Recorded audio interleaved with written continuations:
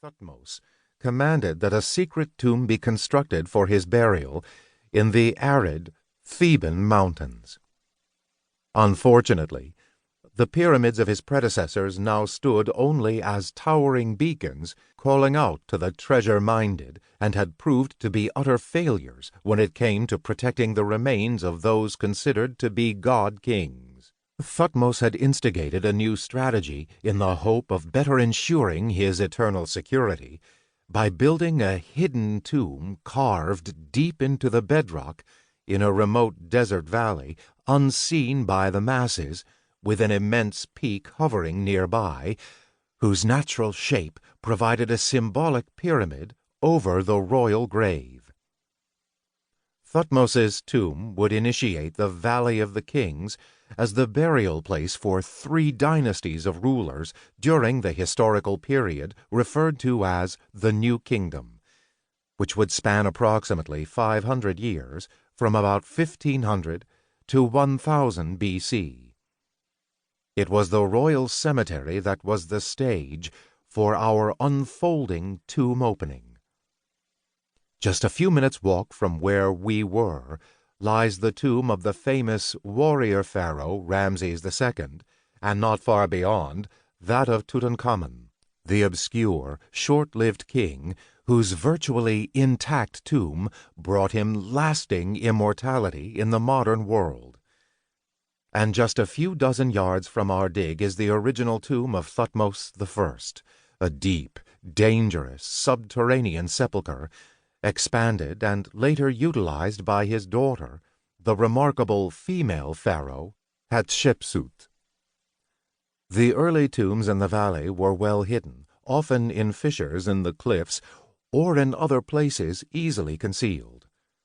Those of the later pharaohs typically boasted large, obvious entrances carved into the valley's limestone.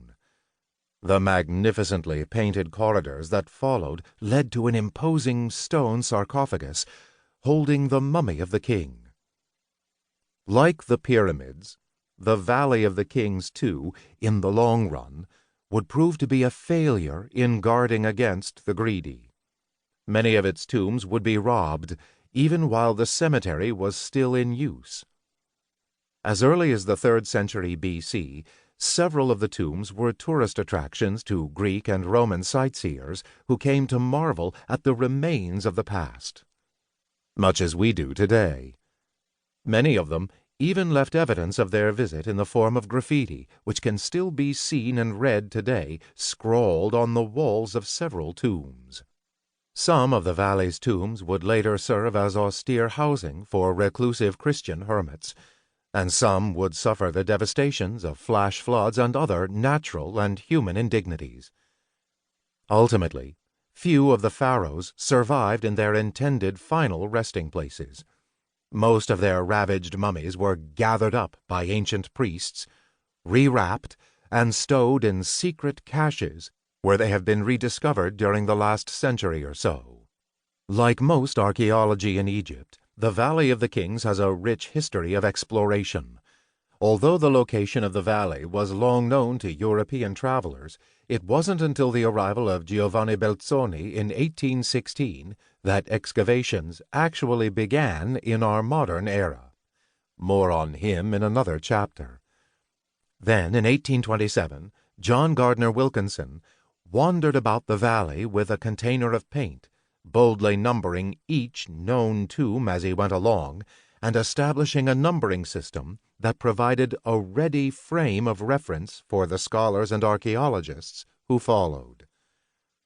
Although Wilkinson got only as far as the number 21, the system would eventually extend to 63, the number that has been assigned to the last new tomb discovered as of this writing, a bizarre cache of mummyless coffins uncovered in 2006.